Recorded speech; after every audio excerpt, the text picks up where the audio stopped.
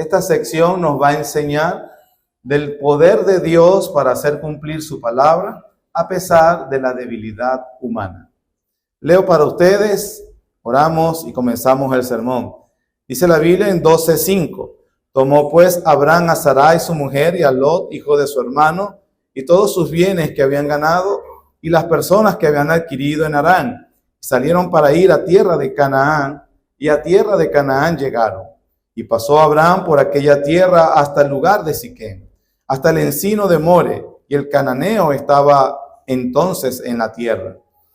Y apareció Jehová a Abraham y le dijo: a tu descendencia daré esta tierra. Y edificó allí un altar a Jehová, quien le había aparecido. Luego se pasó de allí a un monte al oriente de Betel y plantó su tienda, teniendo a Betel al occidente y Ai al oriente. Y edificó allí altar a Jehová e invocó el nombre de Jehová. Y Abraham partió de allí y caminando y yendo hacia el Negev. Oremos. Gracias, Señor bueno, por tu misericordia de mantenernos acá y de poder rendir este culto a tu nombre. Queremos rogarte ahora que nos bendigas con una gracia especial mientras se predica y escuchamos el sermón, para que produzcas los frutos espirituales que solo tú en tu poder puedes hacer en el alma humana. Lo pedimos en el nombre de nuestro Señor Jesús. Amén. La semana pasada comenzamos una nueva sección en el libro de Génesis, en el capítulo 12, que trata sobre el patriarca Abraham. Por supuesto, aparte de Dios, Abraham debe ser el personaje más importante del Antiguo Testamento.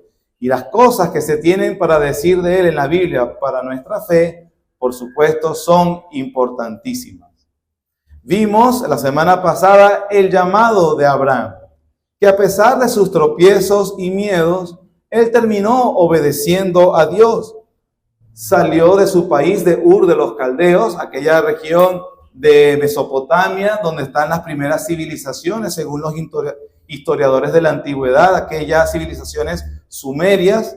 Salió de allí, se apartó de su familia. Al principio fue un proceso difícil, pero terminó haciendo lo que Dios quería. Se convirtió en un peregrino adorador. Incluso en la Biblia se le llama con ese título honroso, Padre de la Fe. Llegó a una tierra que, aunque desconocía, era donde Dios lo quería. Edificó altares de adoración al verdadero Dios, en un terreno que hasta el momento era pagano. Moisés acaba de decir que los cananeos todavía habitaban allí. Todo esto lo hizo por fe, es cierto, con dificultad, pero él terminó cumpliendo la voluntad de Dios. Recorrió el país, según lo que acabamos de leer, desde Siquem, en el centro, y empezó a recorrerlo. Fue hacia el oriente, entre Betel y Ai, y luego bajó hacia el sur, en el Negev. No es casualidad, esa misma ruta es la que hace Josué, en el libro de Josué, cuando empiezan las campañas de conquista del pueblo de Israel. Comienzan con el centro, dividen hacia el sur, conquistan el sur y después se van hacia el norte. Es lo que hizo Abraham, el padre de todos los israelitas para ese momento. En síntesis, recorrió la tierra y comenzó a dar testimonio de Dios, porque comenzó a edificar altares de adoración al verdadero Dios. Entonces, ¿qué tenemos hasta ahorita? Tenemos el inicio de la carrera de fe de Abraham y es más que satisfactoria, es victoriosa. Él está haciendo la voluntad de Dios. Así se nos muestra al Padre de la fe. Podemos preguntarnos, ¿es así toda la vida, todo en la vida de la fe? Uno comienza un poco tropezando, pero gana, muestra valentía, prospera en todo lo que uno se propone, se da buen testimonio de Dios siempre. Bueno, el episodio que nos corresponde hoy nos demuestra que no es así y no fue así ni siquiera en la vida del padre de la fe. El episodio que vamos a ver en Abraham nos muestra la debilidad humana, pero también la fidelidad de Dios a pesar de esa debilidad humana. La providencia divina coloca a Abraham en una situación que lo termina alejando de Dios. Vimos en los primeros versículos del capítulo 12 que Abraham como peregrino emprendió un viaje siguiendo al Señor. Ahora él va a emprender otro viaje, pero para alejarse de Dios. Se nos muestra entonces en este episodio no al padre de la fe, sino a un hombre muy desconfiado. Se nos muestra no un hombre que es amigo de Dios, como Dios lo llama en el Génesis 19, sino que se nos presenta a un mentiroso, a un hombre que es sabio en su propia opinión, a una persona que puso en peligro el plan de Dios. ¿Qué va a pasar con las promesas que Dios hizo? ¿Qué va a pasar con el plan de Dios de traer bendición a todas las familias de la tierra a través de la simiente prometida? Ese es el contexto de toda esta historia. Abraham lo está poniendo en peligro. ¿Qué va a suceder? Bueno, aquí entonces Moisés nos va a exaltar no la fidelidad de Abraham, sino la fidelidad de Dios.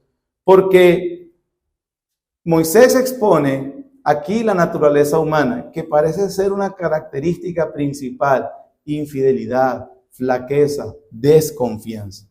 Aquí en el principio de la Biblia se nos dice con Abraham. En el Nuevo Testamento nosotros podemos recordar las palabras del Señor Jesús. En Mateo 8, Él está en el mar de Galilea con sus discípulos y se levanta una tormenta. Los discípulos se llenan de ansiedad, de temor, de miedo y le gritan: Señor, sálvanos que perecemos. Más allá del Señor responder a la petición legítima del miedo, el Señor les reprendió su corazón y les dijo: ¿por qué temen tanto, hombres de poca fe? Esas palabras recriminatorias pudieran caer fácilmente en nuestra vida. Y en la vida de Abraham también, porque todo lo que sucede aquí en lo que leímos en la vida de Abraham, lo único que demostró era que era fe verdadera, pero era muy poca. Necesitaba fortalecerla, necesitaba crecer en su confianza en Dios, necesitaba ser verdaderamente fuerte espiritual. Entonces, si eso es así en Abraham, en los discípulos, ¿qué queda para nosotros? Algo es seguro, hermanos. El problema no es si la fe va a fallar. La Biblia nos dice que sí. El problema es cuándo. Y cuando nuestra confianza falla, ¿qué sucede? ¿Qué vamos a hacer? ¿Qué vamos a hacer en esa situación? ¿Cómo podemos regresar a Dios si es que podemos regresar? Perdemos la salvación. Destruye los planes de Dios mi falta de confianza, los planes que Él tiene para su gloria y también los planes específicos que tiene con mi vida o con tu vida. Bueno, esas preguntas son las que vamos a responder con el sermón en esta mañana. Hay una lección principal en estos versículos del 10 hasta el 13:4. Cuando tu fe falla, cuando la confianza no es óptima, Dios sí permanece fiel. Esa es la lección principal de estos versículos. A pesar de nuestro fracaso, Dios nos llama de nuevo para que confiemos en Él y en sus planes para nosotros. Esa es la lección principal. Eso es lo que también procura Moisés. Recuerden que Moisés le está escribiendo a su audiencia principal, que son israelitas. Es la segunda generación, porque la primera, que son los padres de esta generación, fue juzgada y murió en el desierto durante 40 años. Ahora es la segunda generación, los hijos de esa generación, que van a entrar a la tierra prometida. Y Moisés les está diciendo que Dios, así como introdujo a Abraham en la tierra de Canaán, también los va a introducir a ellos. Los paralelos son obvios. Dios sacó a Israel de Egipto, así como Dios sacó a Abraham de Egipto. Dios lo hizo a través de grandes plagas. Cuando Abraham, vimos que Faraón llevó grandes plagas por haberse metido con la esposa de Abraham. Así Dios había enviado plagas para que dejara salir a Egipto de Israel. Una vez que entraran en la tierra prometida, ¿qué iban a hacer allí? ¿Confiarían en Dios? Cuando vieron una providencia negativa, ¿se apartarían de su fe? ¿Qué iban a hacer? Iban a ser igual que Abraham, su padre. Bueno, los paralelos son bastante obvios. Este episodio de las dudas de Abraham no es único en Génesis. Moisés repite una historia muy similar en el capítulo 20, en este caso con otro rey, Abimelech. Y en Génesis 26 repite la historia de forma similar, ahora con el mismo Abimelech, pero con Isaac, el hijo de Abraham, y Rebeca, su esposa. Algo sabemos de la escritura hebrea. Cuando repite algo, cuando repite un tema, es porque quiere hacer énfasis en él. ¿Y cuál es el tema de toda la trama? Le dije la lección de esa sección, pero hay un tema subyacente en todo. ¿Cuál es? Dios cumplirá sus propósitos a pesar del pecado humano, a pesar de los fracasos de su pueblo, a pesar de la falta de fe, a pesar de que los enemigos de Dios se levanten para querer obstaculizar sus planes, a pesar de la terquedad de su propio pueblo, Dios va a cumplir y llevar a cabo lo que Él ha establecido. Amén. Entonces, la lección, teniendo el tema, vamos a verla en 3 puntos. El primero, la fe del pueblo de Dios será probada. La fe del pueblo de Dios será probada.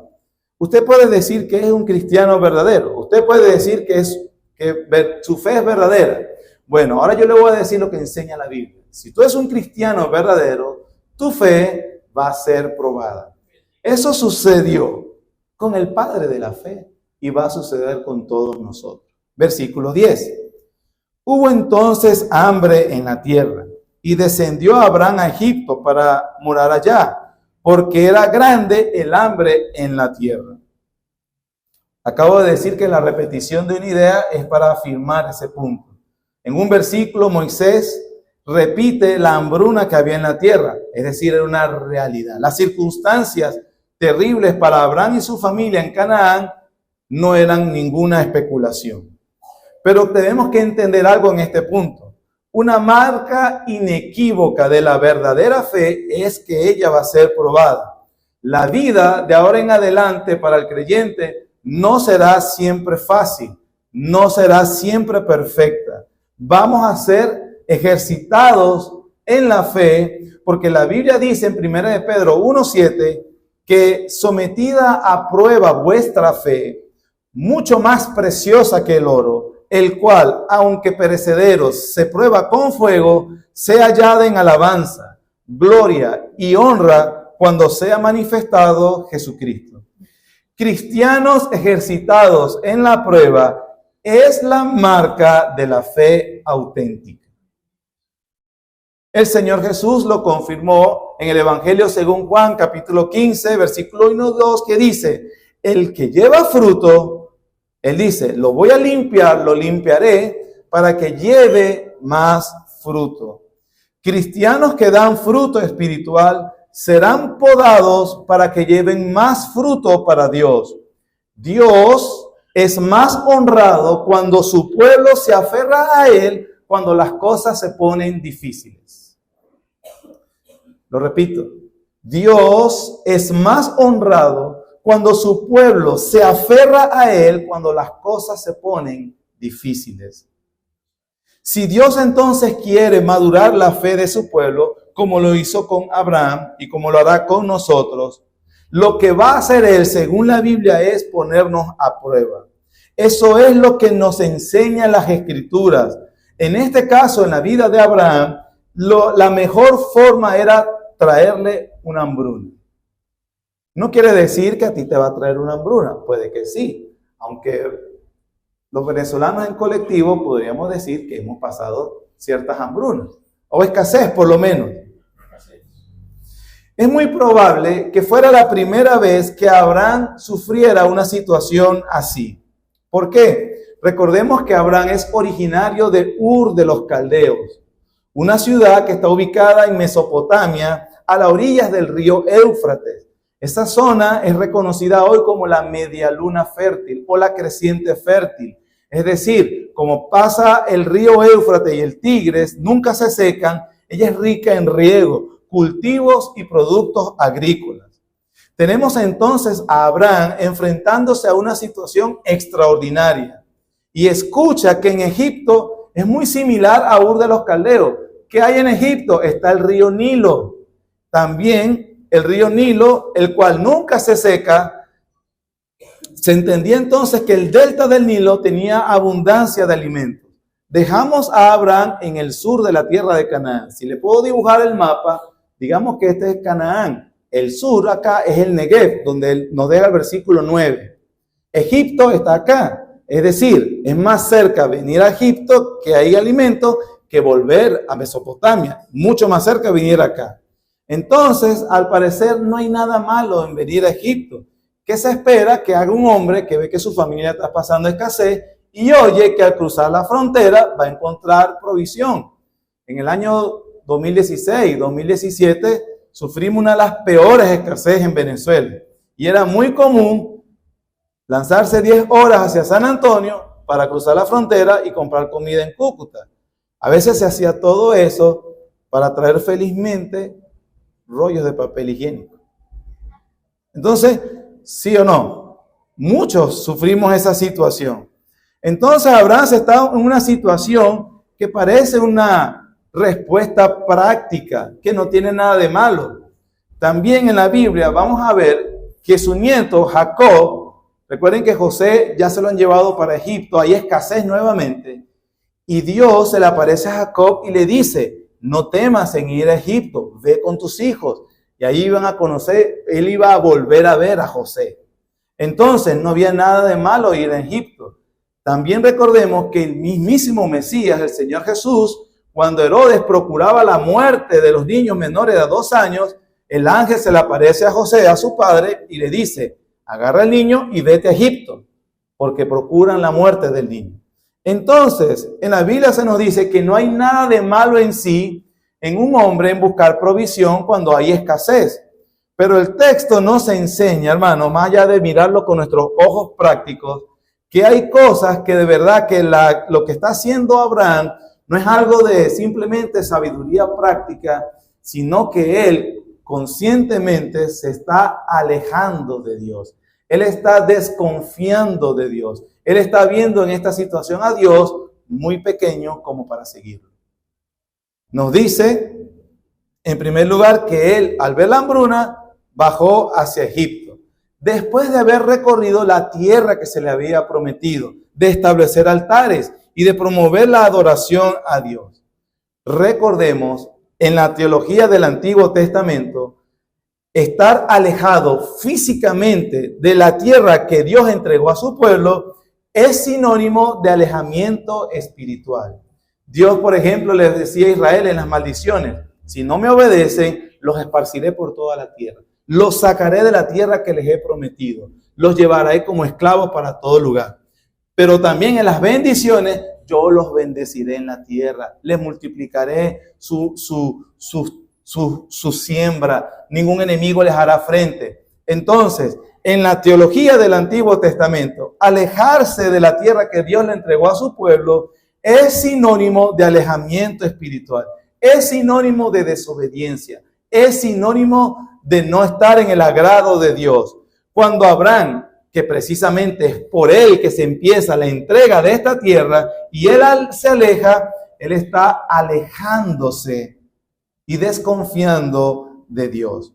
Lo vemos en la caída de Adán y Eva. Dios los saca de la tierra donde él los estaba bendiciendo. Lo vemos en Caín, alejándose hacia el este de la tierra donde estaba la presencia de Dios. Lo vemos con los descendientes de los hijos de Noé. El resto de la Biblia nos muestra eso. Noemí, cuando en Betel hay una hambruna, el mismo problema, por cierto, ella se aleja, se va hacia Moab, hacia afuera de la tierra que Dios le había dicho que los bendeciría. ¿Y qué consiguió Noemí? Terminó quedando viuda y sus hijos también se murieron. Fue peor la solución que el problema. También vemos en Jonás, alejándose de la voluntad de Dios. Cuando Abraham llega a Egipto, que el texto nos sigue diciendo, él se coloca, no lo coloca Dios, él mismo por su terquedad y su desconfianza, se pone en una situación que lo compromete más y que empeora todo lo que está sucediendo. Abraham se ve obligado a mentir. Entonces vemos que la decisión de Egipto no parece sabiduría práctica, sino más bien está motivada por miedo y por desconfianza a Dios. En unos versículos anteriores, Dios se le ha aparecido y le dice: ve a la tierra que te mostraré. Te haré de ti una nación grande. Te bendeciré. Engrandeceré tu nombre y serás bendición. Serán benditas en ti todas las familias de la tierra. Son bendiciones únicas para un hombre único. Ya estaba en el lugar. Abraham aparentemente olvidó eso y se alejó de la bendición de Dios. ¿Qué sucedió en Egipto? Acabamos de ver. Más bien mintió, fue hipócrita, no fue honesto, no se está comportando como un justo. En Egipto, ¿construyó más altares? No lo hizo. ¿Invocó el nombre de Dios? No se nos dice. ¿Promovió la gloria de Dios? Tampoco se nos dice nada de eso. Abraham entonces dejó de confiar en la palabra de Dios y se apoyó en su propia prudencia. Cuando llegó la prueba, que la Biblia dice que va a llegar, él se apoyó en sus propios recursos y fracasó. Exactamente igual con nosotros. Si Dios al padre de la fe lo iba a probar para fortalecer su fe, ¿no lo va a hacer con nosotros? Dios no le iba a dejar su fe incipiente a Abraham, no le va a dejar una fe incipiente a su pueblo. Los va a ejercitar para que maduren. ¿Por qué, hermanos, Dios hace esto? ¿Por qué Dios prueba la fe de los creyentes? ¿Por qué Pedro dice que es más preciosa que el oro y el oro es probado en fuego? ¿Por qué Dios hace así? La Biblia enseña porque Dios está más interesado en tu santidad que en tu felicidad. Dios está más interesado en tu santidad que en tu felicidad. La idea, en resumen, entonces, del primer punto, ¿cuál es?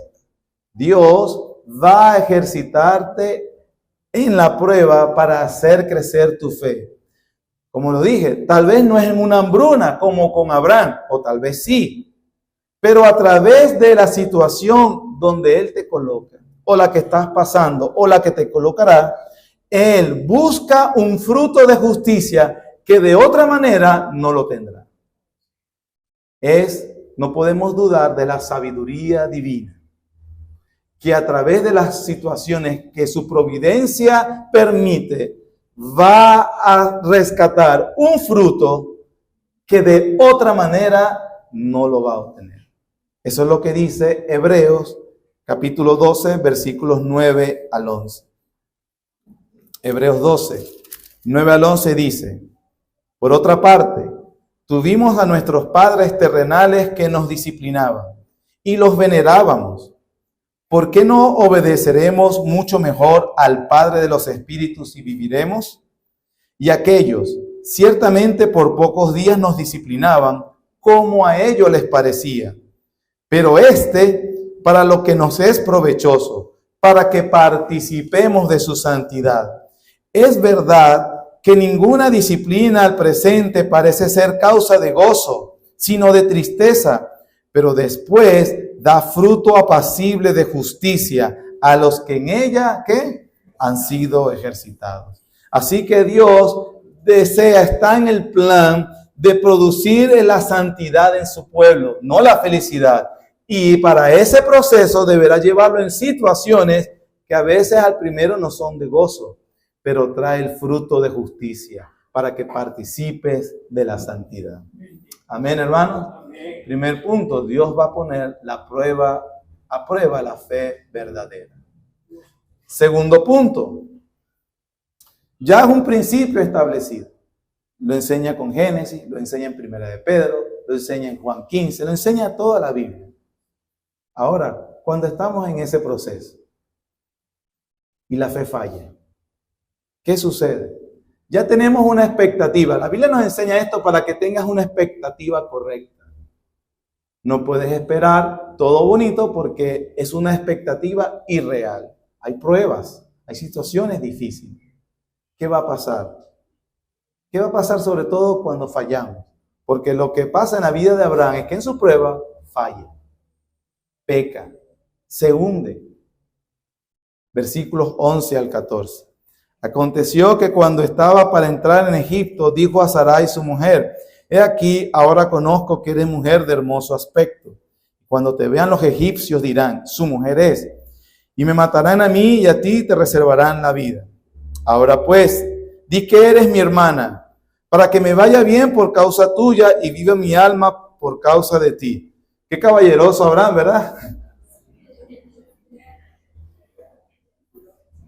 Tú sabes que yo necesito que me vaya bien. Y he descubierto que tú eres el peldaño que me va a ayudar a alzarme. Yo necesito que me vaya bien por causa tuya. La expone. Él estaba llamado a santificar a su esposa. Lo que hace es exponerla. Versículo 14, y aconteció que cuando entró Abraham a Egipto, los egipcios vieron que la mujer era hermosa en gran manera. Aquí se nos muestra que, bueno, Abraham no miraba a Sarai con ojos de amor y, bueno, la veía bella porque él estaba enamorado. No, los egipcios la vieron, que definitivamente la mujer es hermosísima. ¿Cómo sería Sarai? Que era hermosa delante de todas las mujeres.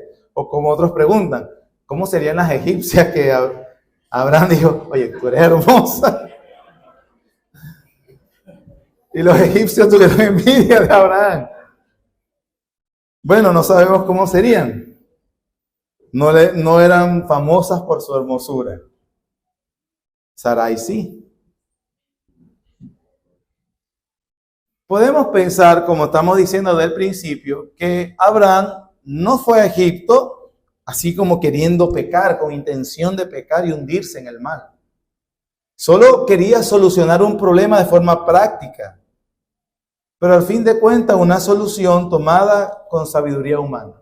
¿Cuál es la diferencia entre venir a Egipto por buscar provisión y que Jacob, su nieto, fue a Egipto porque Dios lo mandó? ¿O porque el Mesías, el Señor Jesús, fue a Egipto porque el Señor lo mandó? Bueno, la respuesta está en lo que estoy diciendo. Dios los mandó. A Abraham le había mandado, pero ir a tierra de Canaán. Y le había prometido bendecirlo allí. Abraham debía confiar en la palabra de Dios. Y a Abraham aparentemente se le olvida eso. Estando en Egipto, él viene confiado en su sentido de orientación, en su experiencia. Él cuenta con sus propios recursos. Que por cierto le trajo fue pérdida. Le trajo fue más mal. Su esposa es hermosa. Tiene una idea ingeniosa. Probablemente, hermanos, podríamos, tratando aquí de justificar las acciones de Abraham, a lo mejor quería era ganar ventaja. Para aquel tiempo, si un hombre quería casarse con una mujer, tenía que simplemente pedir permiso al padre de la mujer. Y si el padre no estaba, a su representante, a su hermano mayor en este caso. Abraham dice, oye, pero mira, si digo que eres mi esposa, me matan. Pero si digo que soy tu hermano, que realmente es una media verdad, porque sí lo somos, entonces ellos van a buscar más bien procurar relacionarse conmigo. O sea, me da la oportunidad para negociar. Yo estoy buscando provisión. Por ejemplo, Abraham mandó a su siervo a buscar una esposa a Isaac, su hijo. Y cuando consigue a Rebeca, Rebeca lo lleva a su autoridad, a su papá. Simplemente tenían que establecer la dote y él se casaba. Abraham, recuerden que Abraham no llega y dice, vamos para la casa de Faraón. No, él llega a una ciudad fronteriza. Y él se imagina que probablemente a los hombres de la ciudad, con esta excusa, los va a tener a la raya. No, bueno, vamos a negociar. Bueno, yo lo que estoy aquí con mi hermana, buscando provisión. Hay escasez donde yo vivo. Todo parece un excelente plan. El versículo 15 nos dice que las cosas comienzan a salirse de control. Porque el versículo 15 dice, también la vieron los príncipes de Faraón y la alabaron delante de él. Lo siguiente que dice, fue llevada la mujer a casa de Faraón. Faraón se entera. ¿Y qué va a hacer Faraón, hermano? Es un déspota. ¿Va a pedir permiso? Dice, fue llevada. En las acepciones de ese verbo, En un diccionario hebreo dice que significa también apoderarse, arrebatada, capturada. Entonces se parece más el significado de ese momento. Faraón dijo, la quiero para mi harén, y como todo déspota hizo lo que le provocó. El plan decir era mi hermana, que tenía el propósito de por lo menos darle tiempo, fue más bien lo que provocó las acciones de Faraón. ¿Por qué lo decimos? Porque lo que dice la Biblia en su siguiente versículo es que Faraón, aunque Abraham no lo sabía, Faraón, por la gracia común, tenía en alta estima el matrimonio. ¿Por qué? Porque le dice a Abraham, versículo 18, entonces Faraón llamó a Abraham y le dijo, ¿qué es esto que has hecho conmigo? ¿Por qué no me declaraste que era tu mujer? ¿Por qué dijiste, es mi hermana, poniéndome en ocasión de tomarla para mí por mujer? O sea, Faraón le reclama la falta de sinceridad. Y al mismo tiempo le está diciendo, si has dicho del principio que es tu esposa, yo no hubiese hecho esto. Pero Abraham, recuerden, bueno, ya cometí el error de venir a Egipto, ahora él en vez de resarcir y empezar a hacer las cosas bien, termina hundiéndose. Eso es lo que hace el pecado, hundirnos y hundirnos más. La Biblia enseña que Faraón, en el versículo 16, le hizo bien a Abraham. E hizo bien a Abraham, versículo 16, por causa de ella, y él tuvo ovejas, vacas, asnos, siervos, criadas, asnas y camellos. Uno pudiera decir, bueno, pero al final de cuentas, en todo el mal salió bien. Abraham se enriqueció. Hermanos, note esto, ¿se enriqueció a qué costo? En el capítulo 20, cuando hay una historia similar, y en el capítulo 26, con lo de Isaac, Moisés hace la nota que Dios intervino entre esos reyes y la mujer de Isaac y la mujer de Abraham antes de que ellos se llegaran a ella. Pero en este capítulo no lo hace. Una pregunta, según la trama, el contexto de la trama. ¿Qué hubiese pasado si Sarai sale embarazada de Faraón? Recuerden el tema, simiente de la mujer, simiente de la serpiente. Si Sarai es embarazada por Faraón, se destruyó todo el plan. Porque el Mesías, la simiente divina, no iba a venir a través de la simiente de la serpiente. Gracias a Dios, Sarai es estéril a este punto. Vemos la torpeza. Y no es difícil imaginarnos como hombres el desagrado de Abraham estar con más riqueza, pero sin su esposa. Y pensando lo que no debería pensar que estaba haciendo Faraón con Sarai. No fue algo de una noche. La Biblia dice que le entraron plagas. Eso es un proceso. Lo que significó que hasta este punto Abraham perdió a su mujer. La vendió prácticamente. Es más rico, pero ¿a qué costo? Abraham va a aprender después que la bendición de Jehová es la que enriquece y no añade tristeza con ella. En un episodio después, cuando él rescata a Lot de varios reyes, la Biblia dice que el rey de Sodoma llegó a Abraham y le dijo, lo que quieras es tuyo. Y Abraham le dice, no, ni un hilo tomó de ti, para que no digas que tú enriqueciste a Abraham. Abraham aprende la lección de que su prosperidad y su riqueza, mala vida, realmente no son la bendición de Dios. Son lágrimas que pudo haberse ahorrado el patriarca. Dolores, heridas que no estaban en el inventario divino al principio. Lamentablemente por su necedad, por su terquedad, las sufrió. Hermanos, no importa lo que ganes a corto plazo, nunca va a compensar las consecuencias a largo plazo. Nunca, nunca. Si planeas mentir, engañar para mantener las apariencias, seguro vas a ser atrapado y te vas a ver peor de lo que imaginabas. Hermano, la ganancia del placer fugaz en la inmoralidad sexual no puede compensar la pérdida de la pureza y de tu integridad. Tampoco va a compensar la culpa con la que vivirás por haber dado rienda suelta a tus deseos lujuriosos. Hermano, la ganancia por desahogar tu ira y poner en su lugar a esa persona que se lo merecía, o el placer de ganar una discusión, no va a compensar las consecuencias dolorosas de la destrucción de tu testimonio. Nunca lo que ganes a corto plazo compensará las consecuencias a largo plazo. Ninguna ganancia tendrás cuando actúas fuera de la voluntad de Dios. Siempre perderás. Abraham es más rico, pero perdió, y mucho. ¿Por qué Abraham hizo todo eso? Porque mintió. ¿Por qué arriesgó su matrimonio? ¿Por qué actuó de esa forma? ¿Por qué arriesgó el plan de Dios?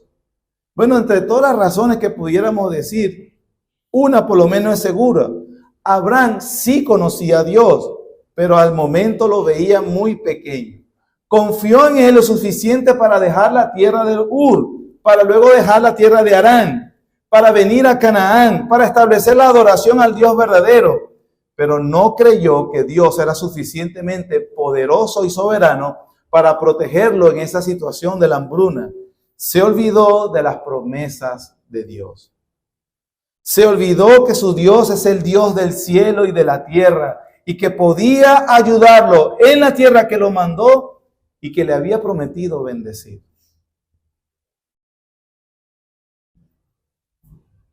En la prueba y sobre todo cuando dejamos de confiar en la palabra de Dios, es precisamente cuando somos presos de preocupación, ansiedad, miedo, mentiras y la hipocresía. Creemos que nosotros nos podemos cuidar por nosotros mismos, que podemos mejorar las expectativas del futuro y que nos podemos dar seguridad a nuestras vidas. Hermanos, la Biblia pone estos episodios para enseñarnos la lección. No confíes en tu propia prudencia. Confía en Dios. Necesitas una visión correcta de Dios y Él está dispuesto a darnos. Note que los padres bautistas en su confesión de fe en el siglo XVI, estamos hablando mucho después de estos acontecimientos, extraen este principio de la Biblia.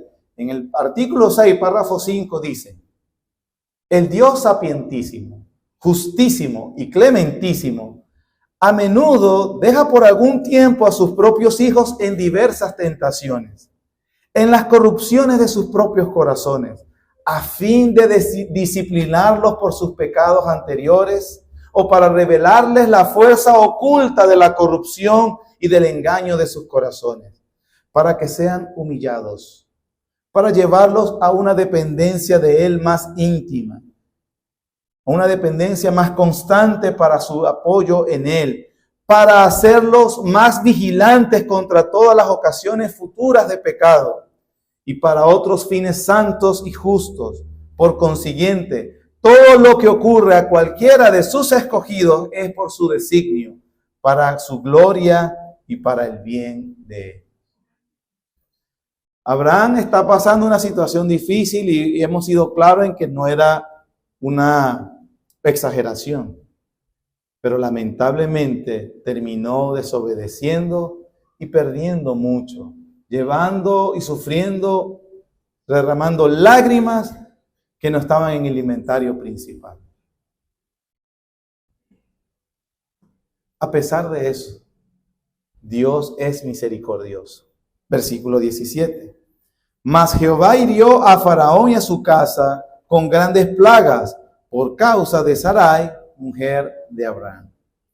¿Qué está poniendo Moisés acá? Que Dios sí está cumpliendo su palabra. Porque entre las bendiciones de la promesa estaba: bendeciré a los que te bendigan, a los que te maldigan, maldeciré. Aunque Faraón no es consciente de que le está provocando un mal a Abraham, Dios sí. Y eso es suficiente para que Dios intervenga.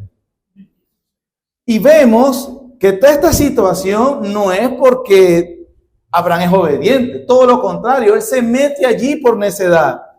Pero a pesar del fracaso humano y de la poca confianza de su pueblo, Dios sí es fiel y Dios sí cumple su palabra.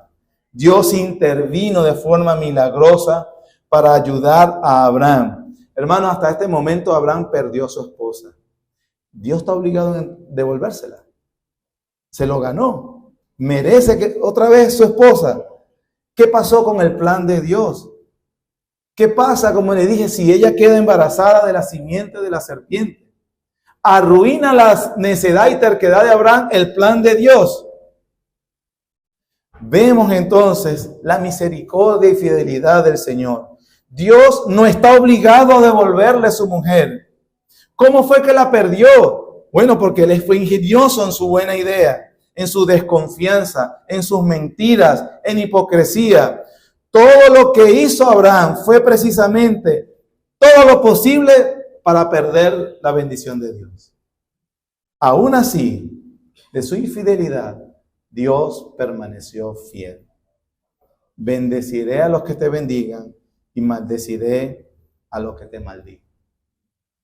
Y Dios interviene, envía una plaga, y podemos entender que los príncipes de la casa de Faraón se ve sufriendo la plaga y entiende que Sarai no está sufriendo.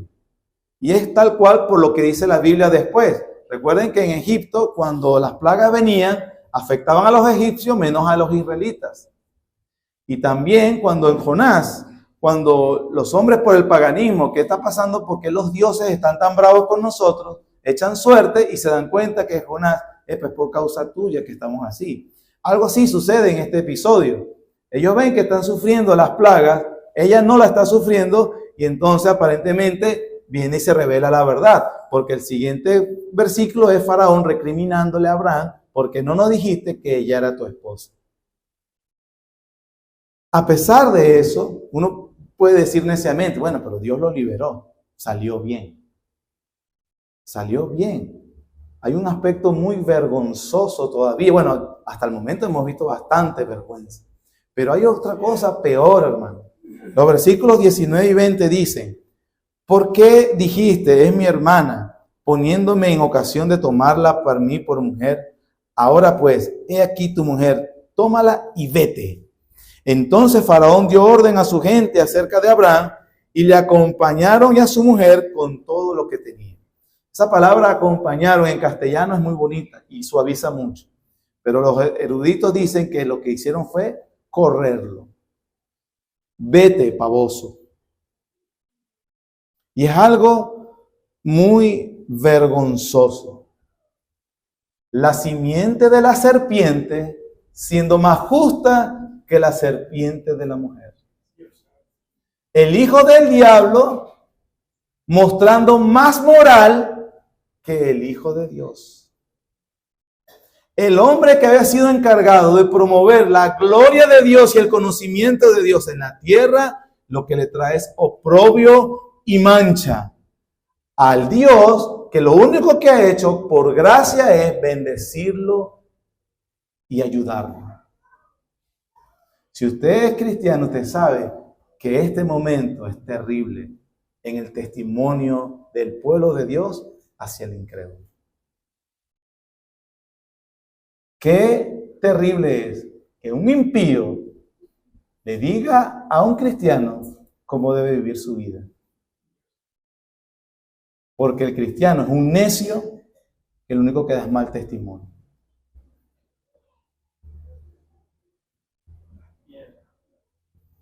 Igual, desde el principio estoy afirmando lo mismo.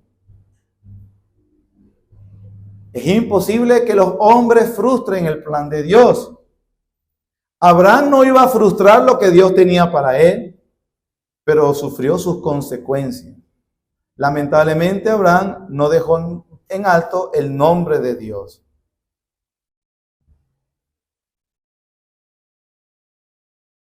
Todo esto, hermanos, resalta lo que dije, la debilidad humana pero la fidelidad de Dios para cumplir su palabra, aún en la situación difícil.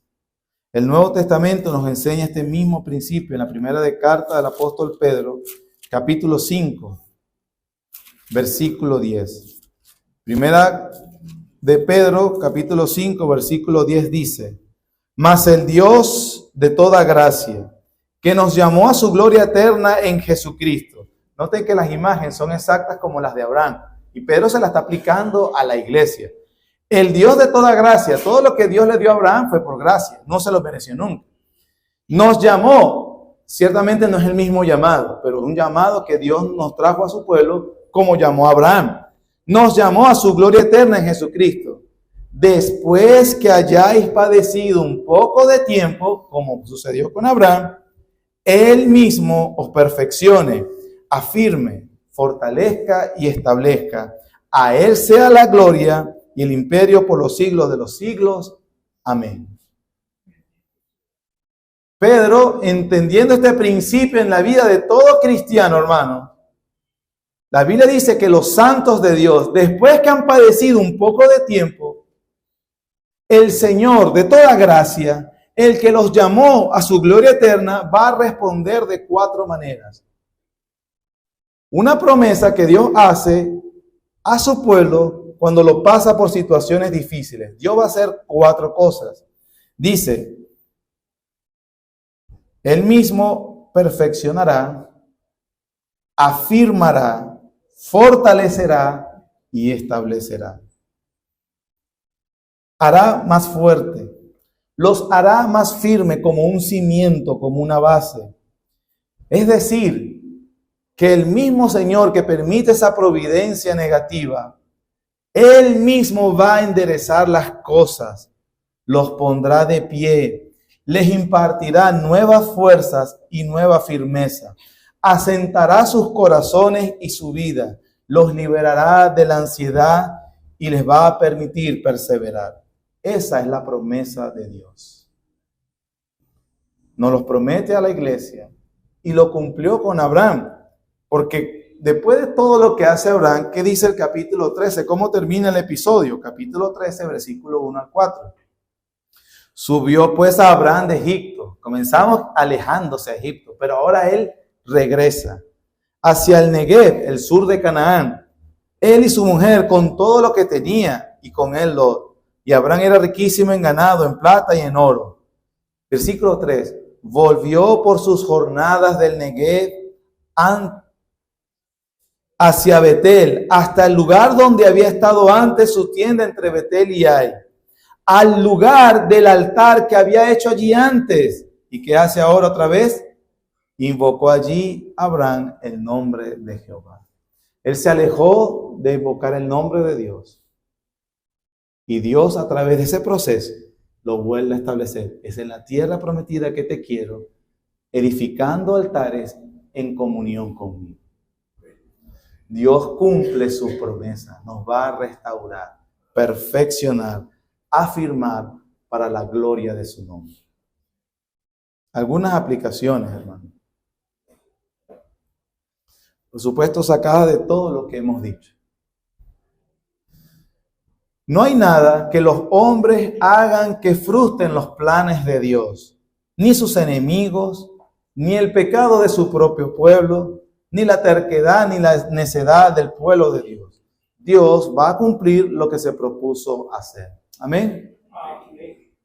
Sin embargo, eso no quiere decir que el pecado puede justificarse. No es como que, bueno, menos mal Abraham pecó para que se... No, hermano. Abraham no tenía que pasar por eso. Pecó, Dios lo disciplinó. Un ejemplo bíblico más. Judas, el pecado de Judas, ¿hizo que se cumpliera la voluntad de Dios? Por supuesto. Ahora, el plan de Dios no se frustró, pero ¿qué obtuvo Judas? Se ahorcó y eternidad en el infierno. Me estoy explicando lo que le quiero decir. Dios va a cumplir. Dios va a enderezar las cosas. Hayas fallado, hayas pecado, hayas metido la pata. Si eres de Dios, Él nos va a hacer volver al camino, como lo hizo con Abraham, como lo promete para toda la iglesia. Pero el pecado no se va a justificar. Llevarás disciplina. Puedes evitarte esas lágrimas. Puedes evitarte. Recordemos el proverbio que dice, no te apoyes en tu propia prudencia. Teme a Jehová y apártate del mal.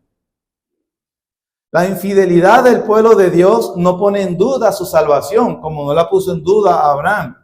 Ellos no la ganaron, tampoco la pueden perder. Pero la infidelidad nos hará sufrir lágrimas que podemos evitar.